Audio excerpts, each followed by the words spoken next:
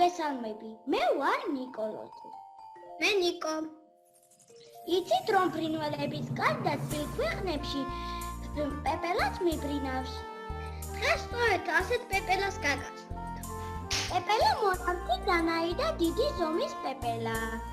მისი ფრთების სიგრძე 10 სანტიმეტრია. ფრთებზე შავი ზოლები აქვს, კიდეებზე წინწკლებია, ამიტომ ამ პეპლის ცნობა ადვილია. დანაი და ზამთარს თბილ ქვეყანაში ატარებს. მისი მოგზაურობა ზაფხულის ბოლო შუა აგვისტოში იწყება.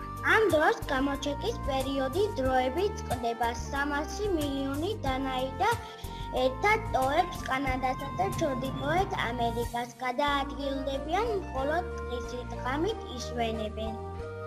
ისინი მექსიკისკენ მიფრინავენ. დღეში თითქმის 80 კილომეტრს ფარავენ. მხოლოდ საკვების მისაღებად თუ ჩერდებიან.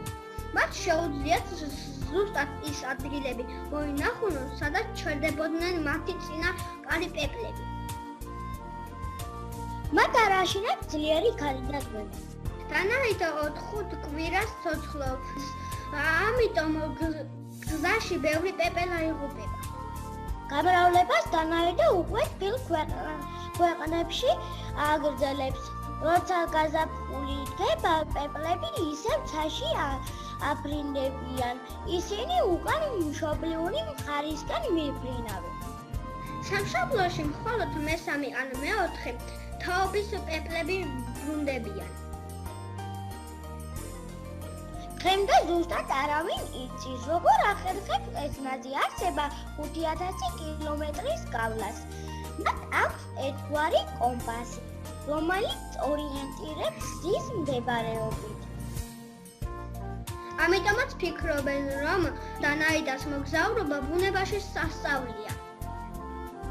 წარმოგიდგენიათ, რას მოგიყვებოდნენ დანაიდები თავიანთი გადაფრენის შესახებ.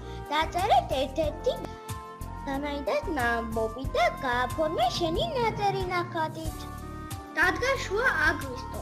მე და ჩემი ოჯახის წევრები, მეგობრები გასაფრენად მოვემზადეთ. დავემშვიდობოთ ჩვენს მშობლიურ კუთხეს და